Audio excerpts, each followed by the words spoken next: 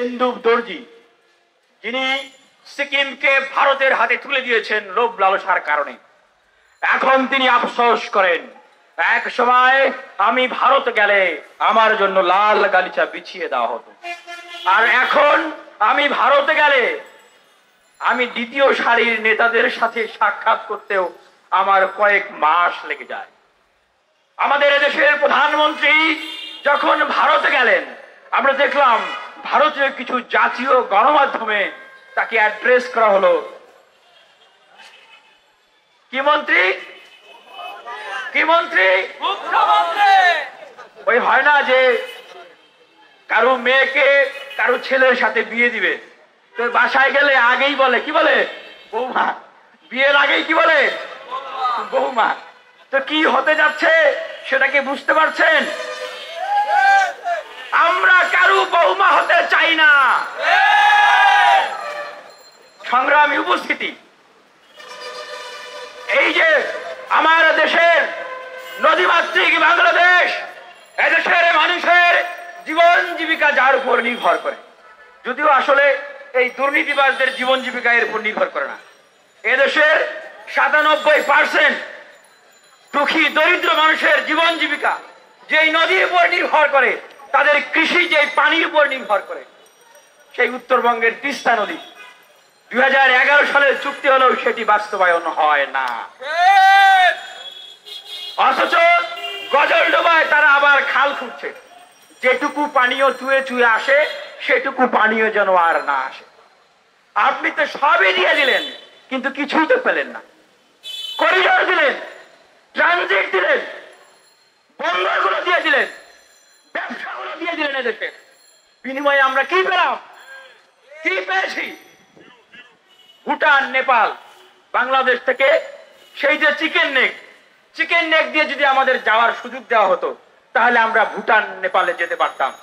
তাদের সাথে আমাদের বাণিজ্যিক কূটনৈতিক সম্পর্ক, আমাদের অর্থনৈতিক সম্পর্কের অগ্রগতি হতো।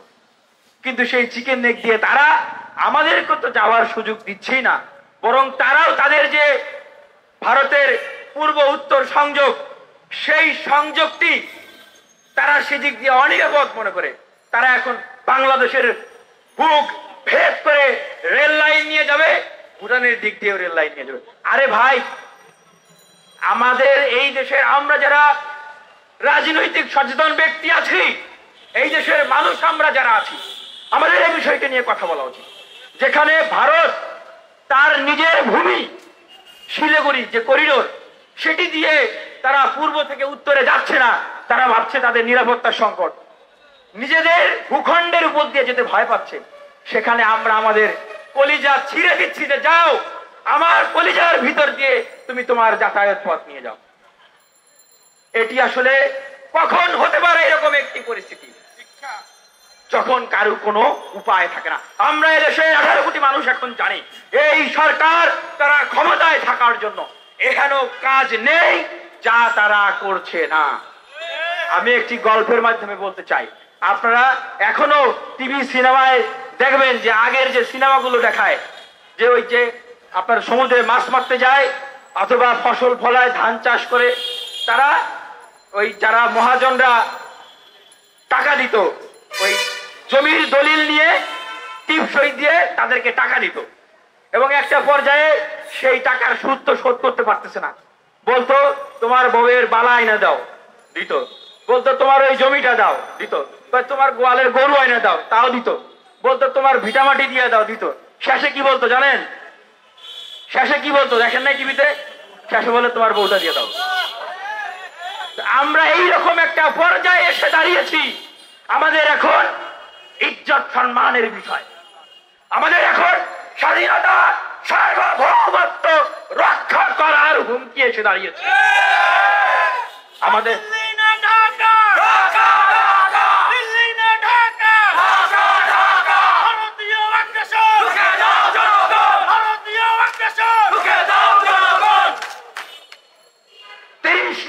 শহীদের তাজা রক্তের বিনিময়ে যেই বাংলাদেশ স্বাধীন হয়েছে, বাংলাদেশ ছাত্র অধিকার পরিষদ আজকে সারা বাংলাদেশের মানুষের উদ্দেশ্যে ঘোষণা দিচ্ছে, আবারও যদি বুকে তাজা রক্ত ঢেলে দিতে হয়, আমরা ঢেলে দিব।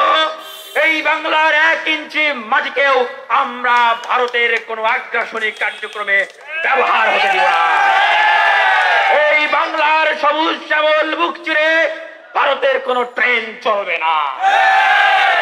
আমাদের বন্ধুত্ব আছে বন্ধুত্বের জায়গায়, সুষম ন্যায্যতার জায়গায়। বন্ধুত্বের নামে কোন ধরনের পরকীয়া চলবে না, চলবে না।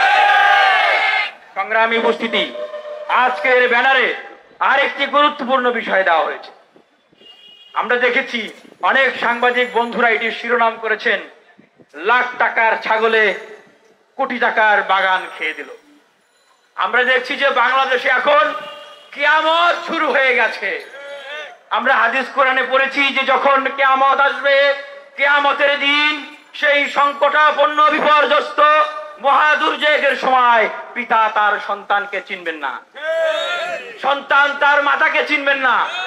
এখন আমরা দেখছি বাংলাদেশে এই দুর্নীতিবাজদের, এই সরকারে যাদেরকে দিয়ে এই বাংলাদেশটাকে অবৈধভাবে নিয়ন্ত্রণ করেছেন, এই সরকারের পালের হাতি ঘোড়া যারা ছিল তাদের এখন কিয়ামত শুরু হয়ে গেছে।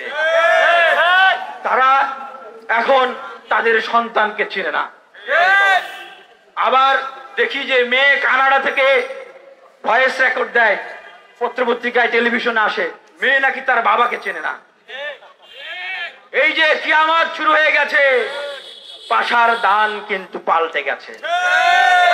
আপনারা বলেছিলেন যে জাতীয় নির্বাচনের আগে যে কি করে, কিছুই তো হচ্ছে না। কিছু হচ্ছে কিনা একটু বুঝার চেষ্টা করুন। এই সরকার তার যে যুদ্ধের যে হাতি ঘোড়া, সেই হাতি ঘোড়া গুলোকে এখন কি করছে? কোরবানি দিচ্ছে। তাহলে বাকি যারা রয়েছে তাদেরও শিক্ষা হওয়া উচিত, শিক্ষা হওয়া উচিত।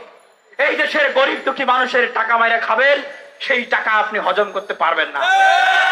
সেই টাকা আপনার প্যাকে থাকলে আপনার বউ আপনাকে চিনবে না, আপনার ছেলে আপনাকে চিনবে না, আপনি আপনার মেয়েকে চিনবেন না। তার মানে কোথায় গিয়ে দাঁড়াচ্ছে? আপনাদের কিয়ামত শুরু হয়ে গেছে এই বাংলাদেশে। সবাই সাবধান, সাবধান। ঐক্যবদ্ধ আন্দোলন হবে, আপনাদের কিন্তু গদিও বাতিল হয়ে যেতে পারে।